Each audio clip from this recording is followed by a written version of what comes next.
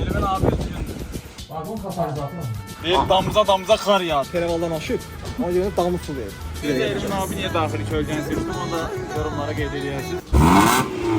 Mercedes'in itin balası. Yazın ona. Bir dənə bu bitində bax. Ala. Sənə bir. Sağ ol sən. Elmin abisidir. Bizim bir dənə Atverka nicatımız var, o göndərmişdi.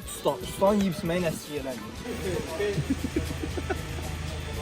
Avropa standartlarına cavab verir. Avropa standartı. Yəni Michael Schumacher gəlib burada iş gördürdü öz Ferrari'sinə. Bir tane de göy çadır. Göy çadır mütləq.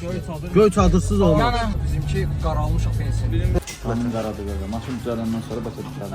Mən bununla qırmızı işıqdan keçsəm, Elminin üzərinə gələr yoxsa yox?